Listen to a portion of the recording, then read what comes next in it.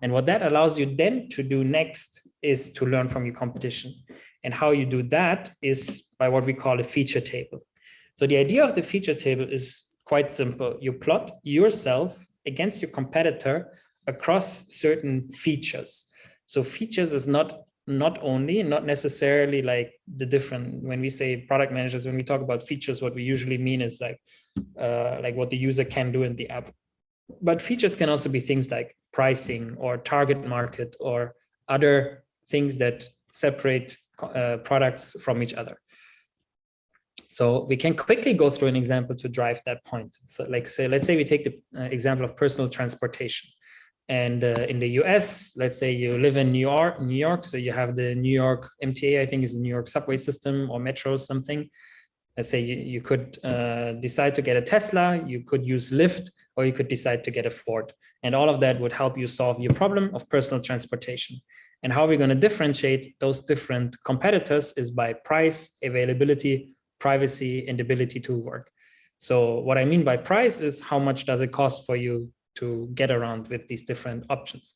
Availability means how easy is it for you to start using it? Like, I want to go somewhere now. How easy is it?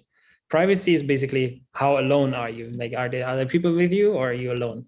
And the last feature, which is important to me usually in personal transportation, is the ability to work. I always have something to do. So how much am I able to actually get stuff done while I am taking those modes of transportation? So you see here, these are not features that developers programmed, but still we call them features. These are what differentiate those competitors from each other. So let's start with price. So the metro is usually the cheapest, Lyft or Uber, a little bit more expensive, but what's the most expensive is probably getting your own car, a Ford or a Tesla. Like, to the price for taking one ride with getting your own car, of course, it's much more expensive than taking a metro or taking a ride sharing. But on the other hand, availability is probably much better for a Ford. Like, it's a gas car, so unless you forgot to fill up your tank, you can immediately start driving. The Tesla, I rate it as a 2 because maybe you're out of charge. You always have to charge it, so it's a little bit less available. Lyft, you press a button, it comes to you around the clock. So still quite good availability, but you have to wait a little bit. And the metro line, you have to follow the schedule. So that's the worst in terms of availability.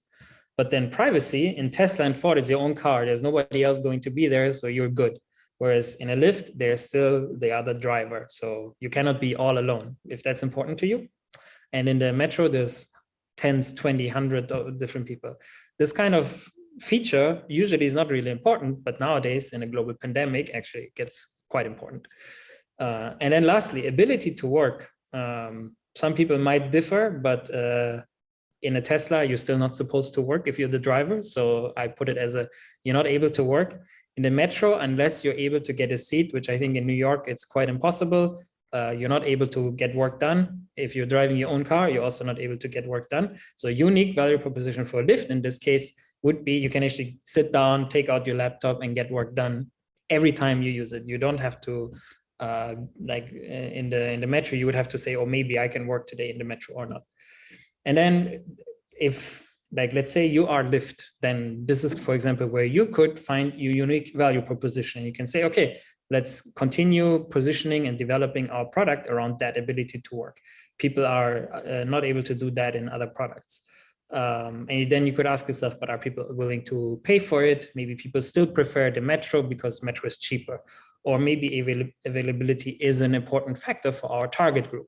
So then you factor in those features with what your customers want, and you can compare, you can learn from others, and then basically design your own unique value proposition, set your own pricing and define your own features that then differentiate yourself from the competition. And that's basically how you do a competitive analysis.